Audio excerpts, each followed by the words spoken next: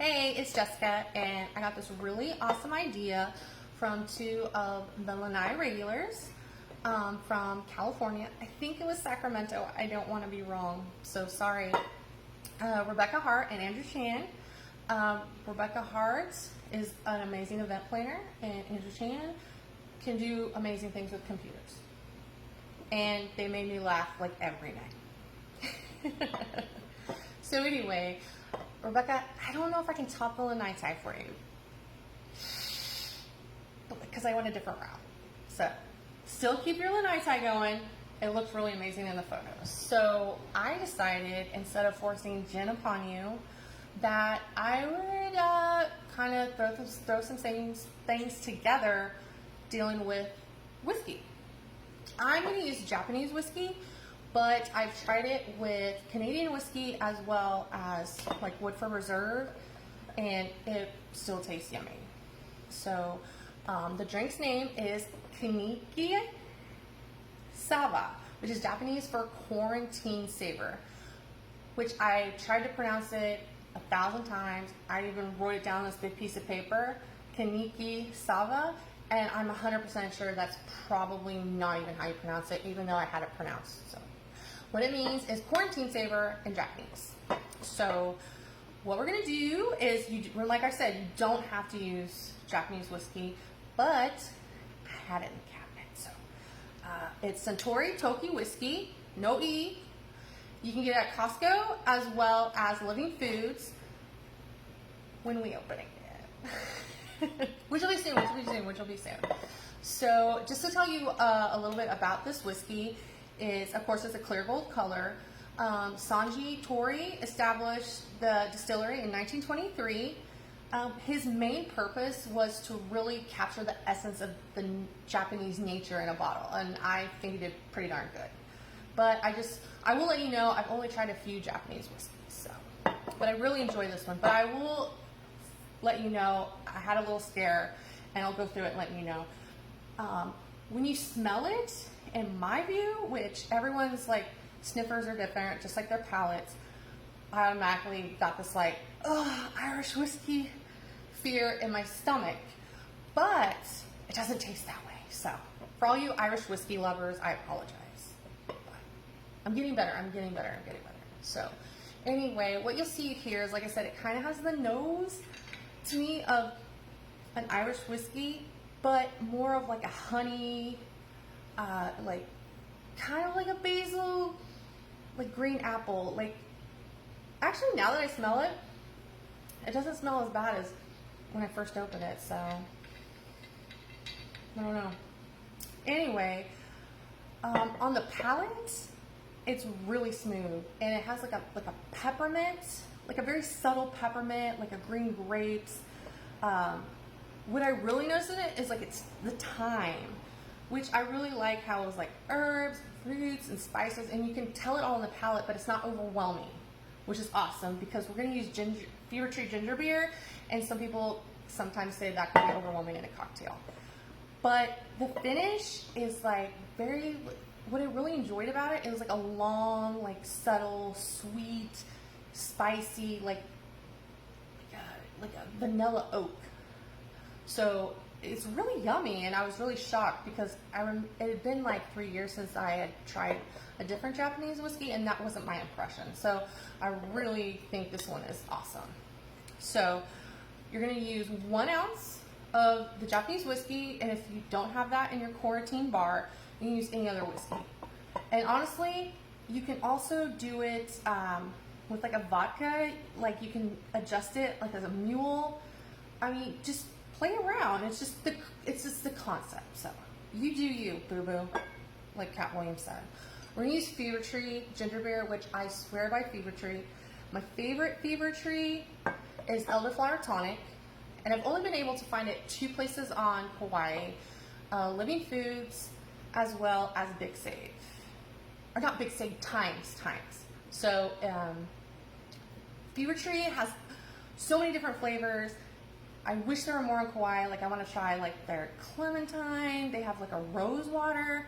So hopefully we'll get more of those in, but there's hundreds of flavors. You should definitely check out the website because they have really good recipes too. But what I like about the ginger beer is it's not super sweet. Like most of the like complaints about it are very minimal, but they're mostly that they feel like it's very overpowering. But I think it's perfect. What I like about it is it has 3 gingers. It has a Nigerian ginger, a Cochin ginger, and Ivory Coast ginger, which like really balances out. And it's just so yummy because I just think it's perfect. So we're also, and with the ginger beer, it's just up to you on taste. Like you can do like 3.5 ounces to like, it just depends on your taste. And like, are you using like a highball glass? Are you going to use a short rocks glass? It's just up to you.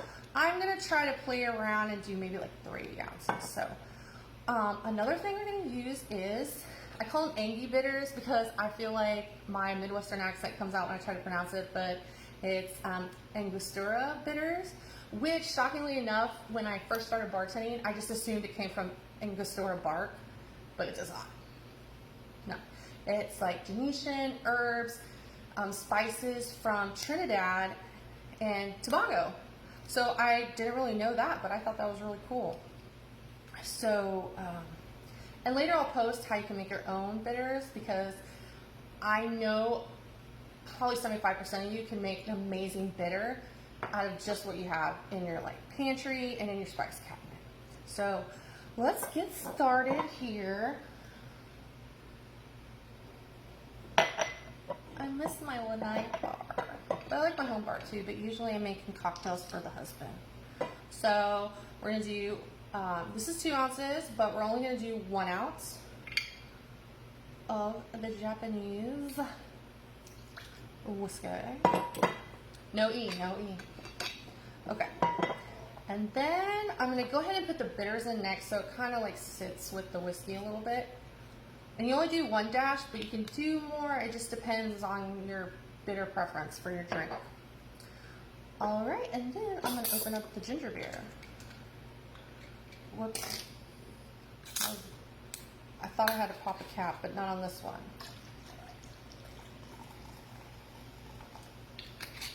And you're gonna get it's kind of like a peach. And then what I'm gonna do here is, you don't shake it because it's the ginger beer. You can do like a little swirl, but I'm just going to put ice in a little glass. And you do it however you want to do it. I do it for different cocktails. Everybody to each their own. So we're going to pour that in there. And I'm going to put a little bit more ginger beer in there. So it's, like I said, it's just your preference. And you just do a soda splash or soda top. And I'm assuming that's just to like even it out. So I probably should have made this. All right, and I love bringing herbs and spices out in like a liquor or a liqueur, or even like if I make a simple syrup. So I'm definitely going to use a piece of thyme in there and kind of swirl it around. And it far away it looks kind of like a spritzer, but it is super yummy. And it's like a very calm cocktail. And something you can easily do. Another thing you can do, I didn't have candied ginger. You can do candied ginger in it. You know, bring out the essence of that Japanese whiskey. You know, use green grapes, which green grapes are better than red grapes, obviously. So. Anyway, that's the Kaniki Saba, the Quarantine Saver, and it's 1 ounce of the whiskey, Japanese whiskey. If you don't have that, like I said, you can substitute another whiskey. You can also, you know, do a take on a mule, vodka, whatever your preference is. And then you can do, like I said, 3.5 ounces of ginger beer, more or less. I know like the club soda is like 6.8 ounces and the beer one's 9.3, so you should be good. Do 1 to 2 bitter dashes. I like splashes though. Just depending on how bitter you want the drink. You know, you want it to contrast with that fever tree, you know. So that's what I like about, like, you want to like link everything together to make sure it all works together. Or you can just put it all in there sometimes like I do and just hope for the best. So, and then you can do soda water to taste as well. So, aloha, and we're all in this together, and it'll be